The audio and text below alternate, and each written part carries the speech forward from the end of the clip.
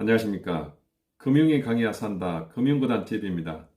오늘 이 시간에는 보험가입 시 가장 많이 선택하고 있는 특약이면서 제대로 해석이 필요한 것임에도 불구하고 통상적인 상식으로 막상 보험금을 청구하면은 이 금액이 제대로 나온 것인지 아니면 덜 받은 것인지 잘 모르거나 보험회사에서 주면 주는 대로 종종 있을 수 있는 그러한 내용입니다. 생명보험의 재해사고하고 손해보험회사에서 상해사고에 대한 분류하는 방법을 알려드리겠습니다. 그리고 현재 사회적으로 큰 문제가 되고 있는 코로나 바이러스 19, 아마 전 세계적으로 혼란을 빠져들게 하고 있는데요. 이 코로나 바이러스 감염증을 사례를 들어서 이 사건이 질병이냐 아니면 재해나 상해사고에 해당하는지 풀어야 할 숙제가 지금 생겼는데요. 여러분과 함께 살펴보도록 할 테니 영상을 끝까지 지켜보시기 바랍니다. 질병사고가 무엇인지, 어떤 경우에 재해사고에 해당하는지, 상해사고에 해당하는지 이론적으로는 알겠지만 실제로 보험사고가 발생하면 이 보험약관을 적용하려고 할 때 정리가 잘 안 되는 그러한 내용입니다. 그러면 왜 생명보험회사에서는 재해사고, 손해보험회사에서는 상해사고 이것을 애써서 따져야 되느냐면은 생명보험에서는 일반적으로 일반 사망보다는 재사망보험금이 2배에서 3배 정도 더 많이 설계를 해 두었고요. 손해보험의 경우에는 질병사망보다는 상해사망의 경우에 2배에서 3배, 많게는 5배 이렇게 설계를 해 두었기 때문에 보험금 지급 사유가 발생하면은 이것이 재사고냐 아니냐, 상해사고냐 아니냐를 제대로 구분하는 것도 큰 도움이 됩니다. 특히 이러한 내용들을 제대로 알지 못하고 보험금을 수령하는 경우가 있는데요. 여러분들 주변에서도 이러한 사례들을 많이 목격할 것입니다.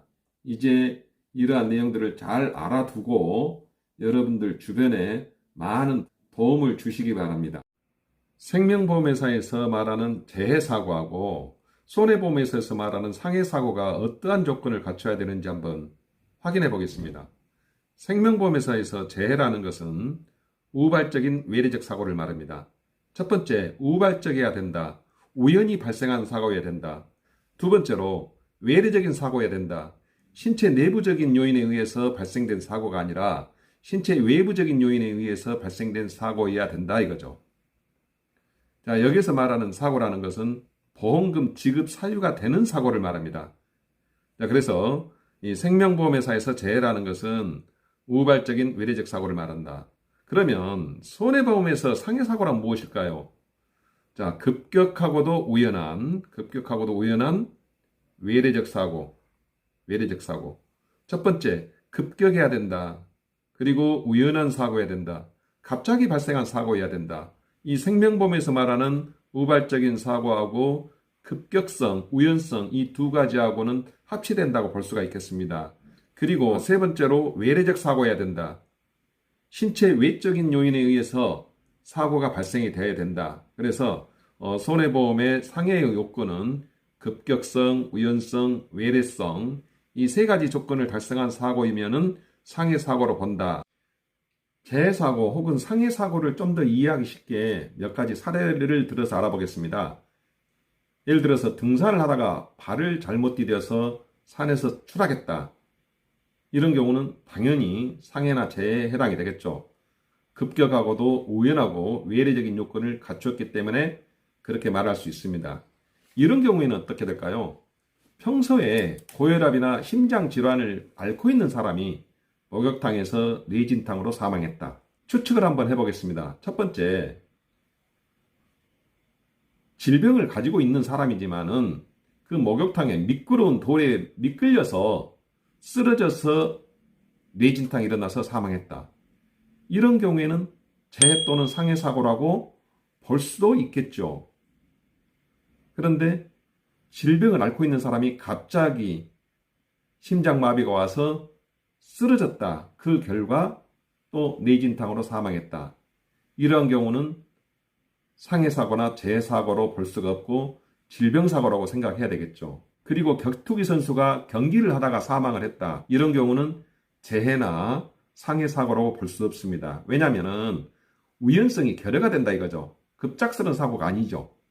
그 외에도 많은 사례가 있겠습니다만은 그 상황별 그 재해 요건 또는 상해 요건을 한번 살펴보시기 바랍니다. 그런데 여기에서 한 가지 특이한 게 있습니다. 생명보험회사에서 재해 사고를 열거하는데 한 가지가 더 들어가죠.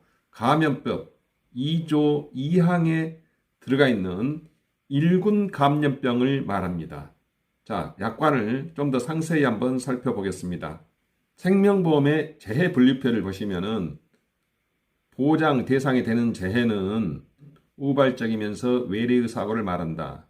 그리고 두 번째로 감염병의 예방. 여기서 감염병 하면은 전염병을 말합니다.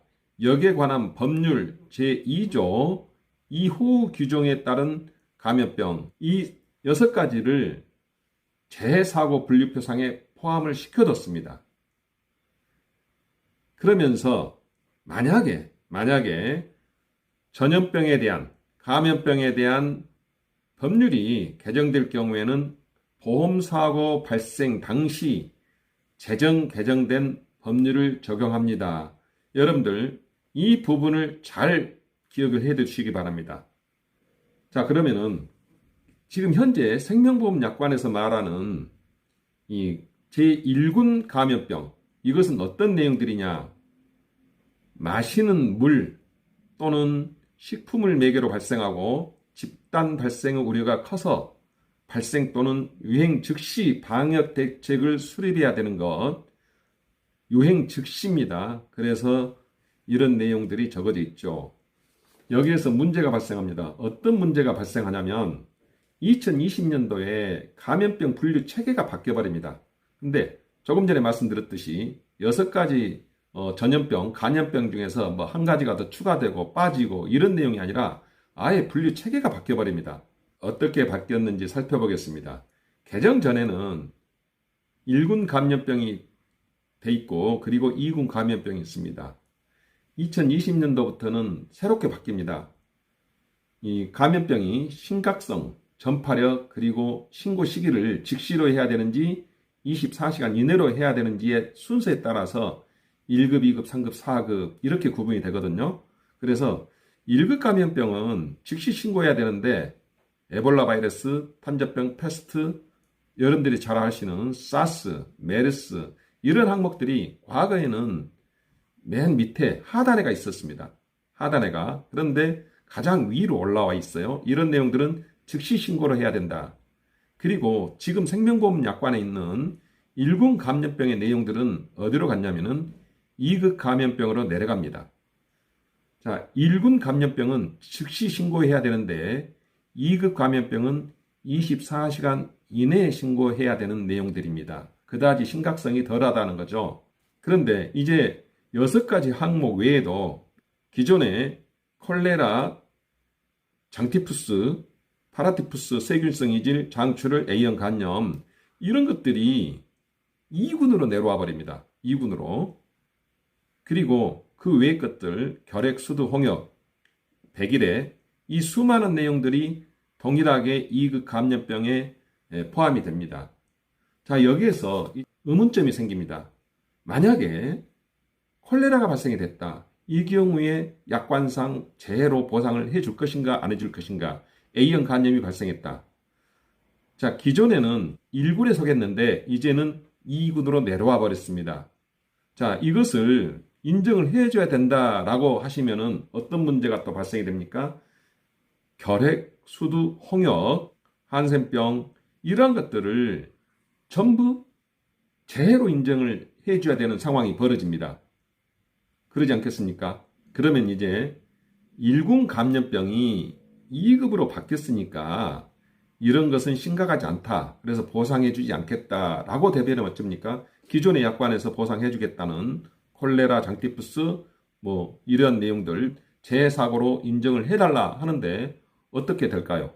아무도 예측하기 힘든 내용들이 지금 발생이 되고 있습니다. 그리고 이제는 실질적으로 즉시로 신고해야 되는 과거의 일군 감염병처럼 이 심각한 내용들이 어떤 내용이에요? 에볼라 바이러스, 탄저병, 패스트, 사스, 메르스 이런 내용들이 추가돼 버리죠. 그래서 과연 기존에 생명보험에 가입했던 사람이 이러한 감염병에 걸렸을 때 재해 사고로 인정할 것인가 말 것인가 상당한 의문점이 생기고 맙니다. 어떻게 해야 될까요? 전혀 예측하지 않았던 내용들이 지금 발생하고 있습니다. 그리고 지금 전염되고 있는 코로나19 이 내용도 이 1급 감염병에 지금 해당이 되고 있습니다. 코로나19에 전염돼서 사망했다. 이것을 재해사고로 볼 것이냐 말 것이냐 이것도 문제가 되는 거죠. 그러면 손해보험회사에서는 코로나19에 걸렸을 때 이걸 상해사고로 볼 것인가 말 것인가. 분명한 것은 급격하면서도 우연하고 외래적 요인에 의해서 사망한 것으로 해석할 수도 있다 이겁니다. 그렇다면 코로나19도 상해사고로 포함시킬 수가 있다 이거죠. 그런데 지금 손해보험회사에서는 어떻게 하고 있습니까? 코로나19로 인해서 질병보험을 많이 가입해야 된다라는 마케팅 전략을 펼치고 있습니다. 아마도 해석을 잘못하고 있는 것인지 아니면은 코로나19를 질병이라고 프레임을 씌우기 위한 것인지 그건 저도 모르겠습니다. 저 역시도 코로나19가 상해에 해당하는지 재해에 해당하는지 법리적으로 한번 해석을 다툴 필요가 있다고 봅니다. 지금까지 제 영상이 도움이 되셨다면 좋아요와 구독을 꼭 눌러주시기 바랍니다.